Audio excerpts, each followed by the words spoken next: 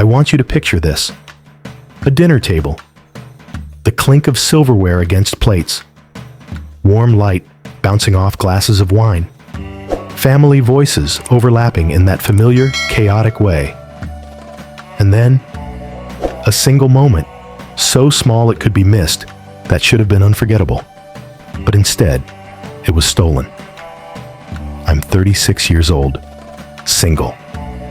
And for as long as I can remember, I've wanted to be a mother. My career has been my focus, and life had its own timing. So when I found out I was pregnant, it wasn't just news. It was a miracle, something I wasn't sure would ever happen for me. This was my child, my only child, and I wanted my family to hear it in a way they'd never forget. I thought I had the perfect plan. My older sister already has a little boy, my 7-year-old nephew. My brother is married, but he and his wife have been crystal clear for years. They will never have children. That's their choice, and we've all accepted it, which made my plan simple. I wanted my nephew to be the messenger. I bought him a shirt, bright, bold letters across the front. This is what an awesome big cousin looks like. Before dinner started, I pulled him aside. I told him, quietly, he was going to have a cousin. His face lit up, and he hugged me so tightly, I thought my heart would burst. We laughed, and I told him he could take off his sweater at dinner whenever he was ready. Let the family notice for themselves. Halfway through the meal, he did it. He pulled off his sweater, sat there with that proud little grin, and waited. My sister noticed first. She jumped to her feet, eyes wide, a shout of joy spilling out before she even finished reading the words.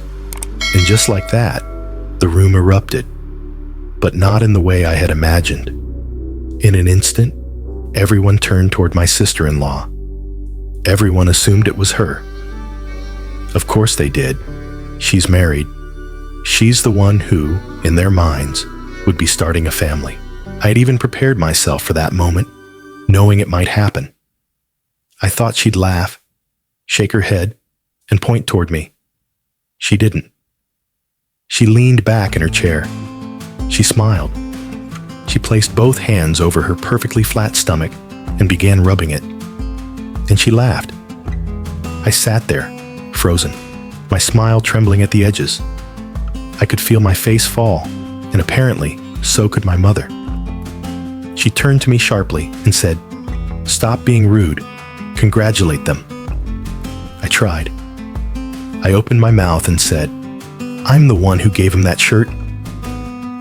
But my words were swallowed whole by the chaos. No one heard me. No one wanted to.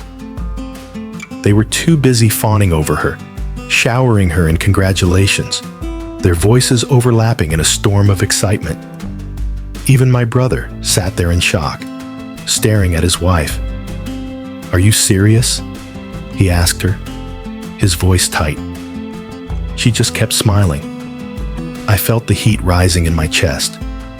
My hands trembled in my lap, and then I did the only thing I could to protect myself. I stood up, walked out, and went home. The text started almost immediately. Accusations, disbelief. Words like, "Why would you make this about you?" And "You're jealous. This isn't her fault." Not a single one asked if I was okay. I didn't answer. I turned off the lights, curled up in bed, and cried until I fell asleep.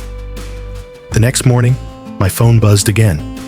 It was my sister-in-law, and this time, she confessed. She wasn't pregnant, never had been.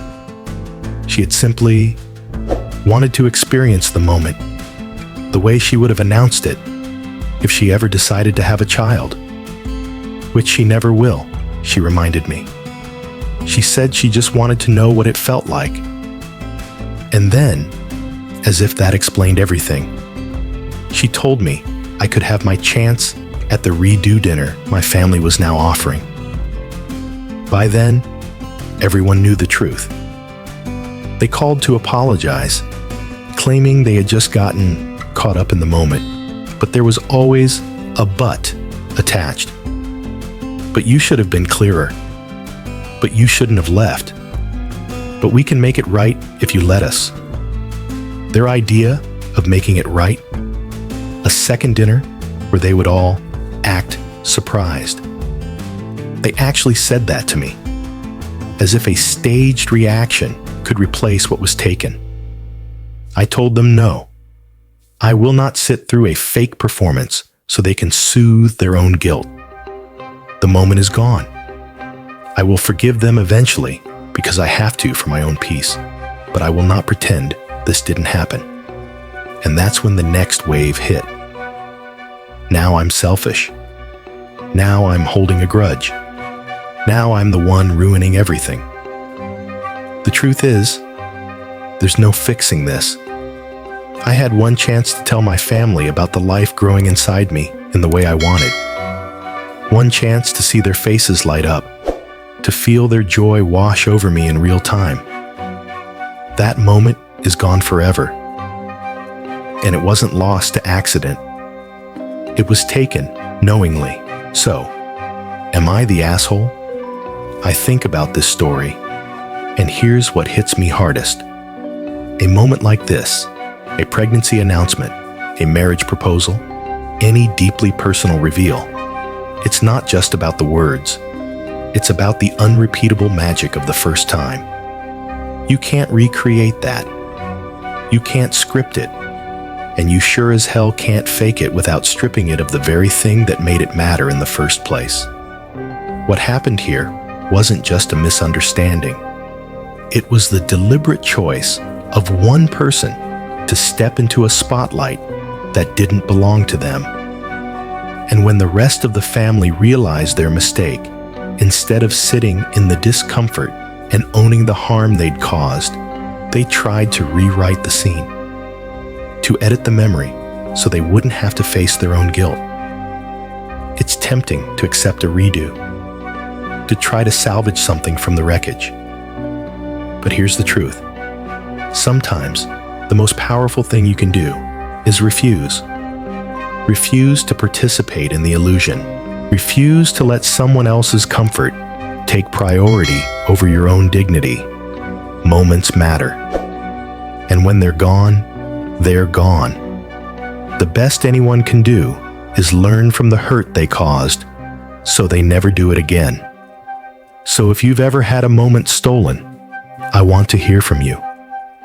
How did you handle it? Did you try to recreate it, or did you let it go?